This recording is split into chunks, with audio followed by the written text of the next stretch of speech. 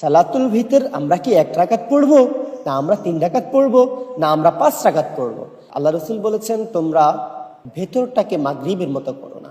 এর মানে হলো আল্লাহ রসুল বোঝাইতে চেয়েছেন, মাগরিব যেহেতু ফরজ নামাজ, এই জন্য ভেতরটা যেন মাগরিবের সাথে যেন মিলে না যায়।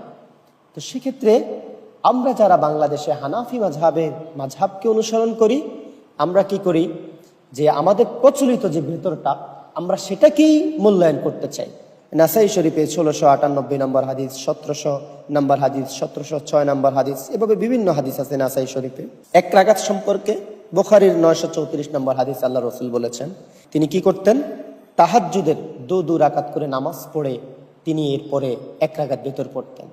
এই জন্য প্রিয় ভাইরা, আসলে আল্লাহ রসুলের হাদিসগুলো আমাদের পড়া উচিত, আমাদের জানা উচিত, জেনে আমাদেরকে বুঝে শুনে মানা উচিত। কারণ আমরা আমাদের সমাজে একটা প্রচলিত কাজ হলেই আমরা সেটার পিছনে দৌড়াই। আসলে হাদিস কি সেটা বলে? না। কোরআন কি সেটা বলে? না। আল্লাহ নিজেই বলেছেন, আমি তোমাদের জন্য একটা গ্রন্থ পাঠিয়েছি যেটা তোমাদের জীবনের সকল কিছুর সমাধান।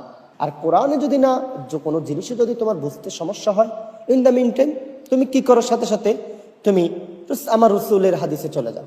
ইমাম আবু হানিফা রাহিমাহুল্লাহকে আমরা যে অনুসরণ করতেই হবে পরিপূর্ণভাবে, এমনটা বিষয় না। তিনি বলেছেন যে আমার কোনো বিষয় যদি তোমাদের কাছে অযৌক্তিক মনে হয়, আমার কোনো বিষয় যদি তোমাদের কাছে যৌক্তিক মনে না হয়, তাহলে তোমরা সেটা দেওয়ালে চড়ে ফেলে দাও।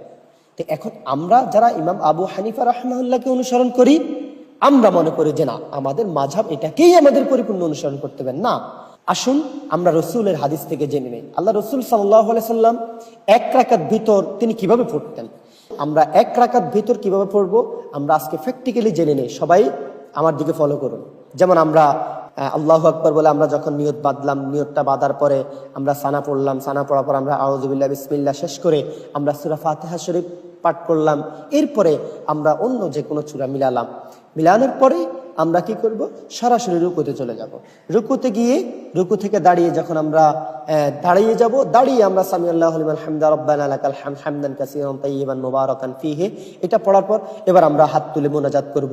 এবার আমরা যেটাই পারি, যেহেতু আমরা আমাদের প্রচলিত দোয়া কুনুতটা আমাদের বেশি মানুষের মুখস্থ, আমরা বেশি এই দোয়াটা আমাদের বেশি প্রচলিত, আমরা এই দোয়াটাই আগে পড়বো। এরপরে আমরা রব্বানা যালামনা, রব্বানা আতিনা, বিভিন্ন ধরনের দোয়া আছে। এরপরে যে আপনার আল্লাহ রসুল বলেছেন যে ভিতরের নামাজেই এই দোয়াটার ভিতরেই তোমরা কি করো, আল্লাহর কাছে স্পেশাল ভাবে সবকিছু চেয়ে নাও।